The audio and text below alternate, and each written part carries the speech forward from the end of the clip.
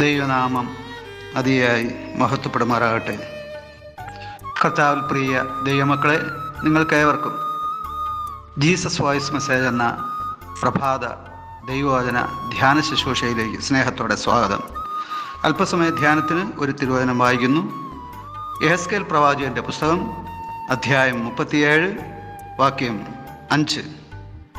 യഹോവയായ കർത്താവ് ഈ അസ്ഥികളോട് ഇപ്രകാരം അരുളി ചെയ്യുന്നു: നിങ്ങൾ ജീവിക്കേണ്ടതിന് ഞാൻ നിങ്ങളിൽ ശ്വാസം വരുത്തും. കർത്താവിൽ പ്രിയരെ, നാം വായിച്ചു കേട്ട യെഹെസ്കേൽ പ്രവാചകൻ്റെ പുസ്തകം 37:5 നാം മനസ്സിലാക്കുന്നത് ദൈവവചനം കേട്ടാൽ നാം ജീവൻ പ്രാപിക്കും എന്നാണ്. ഈ അധ്യായം നാം പഠിച്ചാൽ നമുക്ക് മനസ്സിലാക്കുവാൻ സാധിക്കുന്നത്, യെഹെസ്കേൽ പ്രവാചകനെ ദൈവം ഒരു ശവക്കല്ലറയിലേക്ക് അഥവാ അസ്ഥികളുടെ താഴ്വരയിലേക്ക് കൊണ്ടുപോവുകയാണ്. അവിടെ കൊണ്ടുചെന്ന് അദ്ദേഹത്തെ അവിടെ ചുറ്റി നടക്കുമാറാക്കി എന്നാണ് നാം വായിക്കുന്നത്.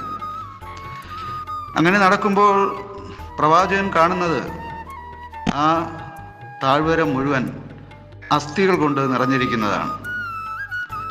അത് വളരെ അധികമായിരുന്നു എന്നും അവ ഏറ്റവും ഉണങ്ങി വരണ്ട അവസ്ഥയിലായിരുന്നു എന്നും പ്രവാചകൻ കാണുന്നു.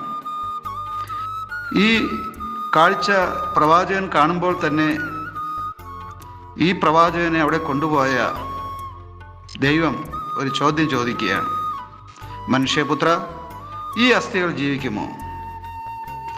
അതിന് പ്രവാചകൻ പറഞ്ഞ മറുപടി, ദൈവമേ, എനിക്ക് അറിഞ്ഞുകൂടാ എന്നാണ്. കർത്താവെ, നീ മാത്രം അറിയുന്നു എന്നാണ് അദ്ദേഹത്തിൻ്റെ ഉത്തരം.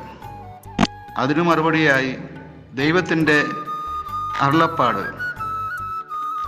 ഈ അസ്ഥികളെക്കുറിച്ച് നീ പ്രവചിക്കണം. ഉണങ്ങിയ അസ്ഥികളെ, ദൈവത്തിൻ്റെ വചനം കേൾപ്പിൻ, അങ്ങനെയായാൽ നിങ്ങൾ ജീവിക്കും എന്ന് ദൈവം പറയുകയാണ്. ദൈവം പറയുന്ന അനുസരിച്ച് പ്രവാചകൻ ഇതാ ഈ അസ്ഥികളോട് പ്രവചിക്കുന്ന സമയം അസ്ഥികളിൽ ഞരമ്പും മാംസവും ത്വക്കും വന്ന് നിറയുകയാണ്.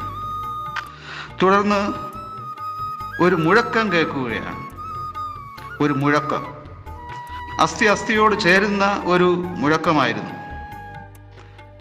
ആ മുഴക്കത്തിന് ശേഷം കണ്ടത് ഉണങ്ങിയ അസ്ഥികൾ മനുഷ്യരൂപമായി മാറുന്നതാണ്.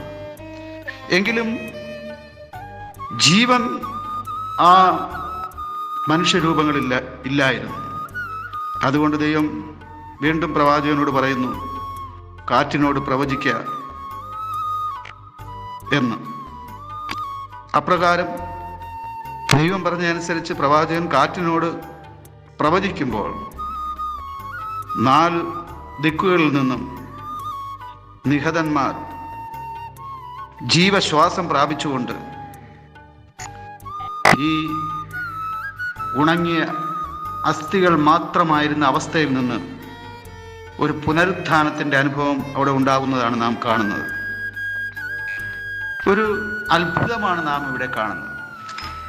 മരിച്ച് ദീർഘവർഷങ്ങൾ കഴിഞ്ഞ ശേഷമാണ് മനുഷ്യൻ്റെ ശരീരത്തിലെ അസ്ഥികളെല്ലാം വേർപെട്ട് ചിതറപ്പെട്ട് ഉണങ്ങിയ അവസ്ഥയിലായിത്തീരുന്നത്. ഒരു പക്ഷേ 50 100 വർഷങ്ങൾ എടുത്തിരിക്കാം ഈ അവസ്ഥയിലായിത്തീരുന്നതിന്.